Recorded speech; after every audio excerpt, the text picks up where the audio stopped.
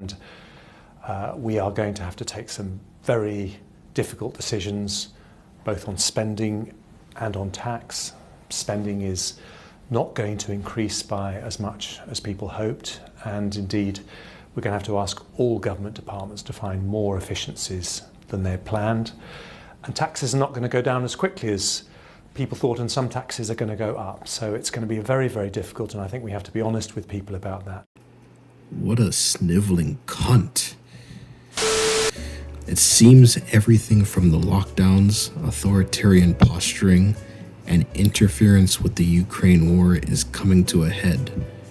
In this article we got here, Russia to open free heating centers in Europe ahead of winter. Wait.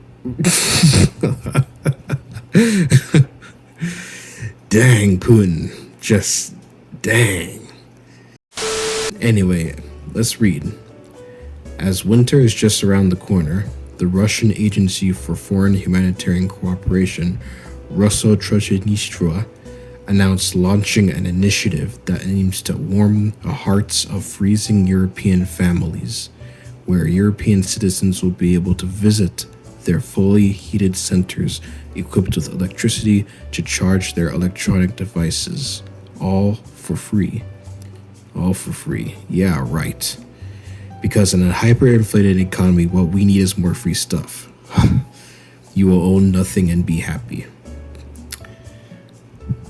As we read, the visitors will also be able to watch movies and cartoons for children, all while charging their phones and drinking a hot cup of tea free of charge. Again, none of this is gonna be free.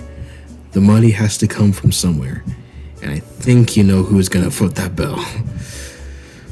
Rosotrochennistvo added that with the onset of autumn cold and wet weather in Europe, Russian houses are starting the From Russia with Warmth campaign, amid temperatures falling outside and what's more, inside homes. The Russian houses and cultural centers in European capitals are opening their doors to everyone starting today. The director of Russian House in Brussels, Vera Bunina, stressed that the centers are open to everyone who values communication, mutual understanding, and warmth, without discrimination based on political views. Bear in mind that Belgium just recently shut down a nuclear power plant as they're heading into a cold winter, and now they're going to have this on their plate as well. But let's keep reading. In the face of growing social tensions in Europe, as well as Russophobia, the Russian House's humanitarian campaign should demonstrate our traditional hospitality and warm the hearts of freezing European families, the statement added. You know what would warm the hearts of freezing European families? Keeping your nuclear plants active. My God! Is it so mind-bogglingly crazy that amidst a hyperinflated economy, an incoming winter, and nearly 2 years of draconian measures, this is what European governments are doing? Nuclear energy is one of the cleanest and most efficient sources of power that we have right now. Just in the last year, nuclear power plants in the US avoided 476.5 million metric tons of carbon dioxide emissions. Just 1 gigawatt power per plant was equal to over 3 million solar panels or 400 wind turbines. But, because it produces some nuclear rods that are not easy to dispose of, we need to make the full transition to other green energies. As we continue reading, the disruptions in supply chains following Russia's operation in Ukraine and the subsequent comprehensive Western sanctions imposed on Russia caused a sharp increase in energy and food prices across the EU, where most EU countries by now have resorted to rationing electricity while citizens are suffering from increased energy prices, sometimes costing more than a month's salary in across the EU.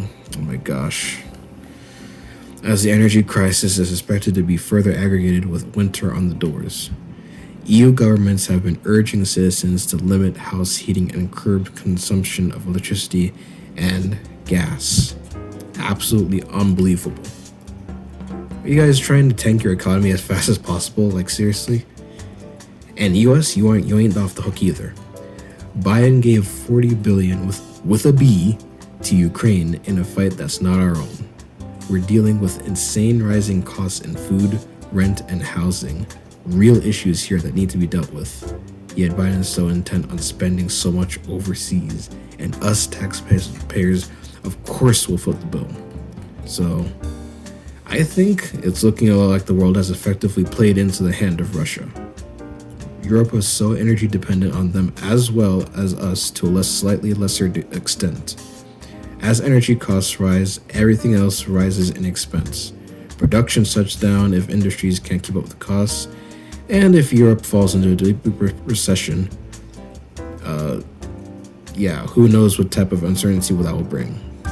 So, I'll just leave with this. Trump started the initiative to make us self-sufficient again. We need to get back to that place. So, anyway, thank you for watching. Please subscribe and share this around to get the word out. Thank you very much. Dank American out.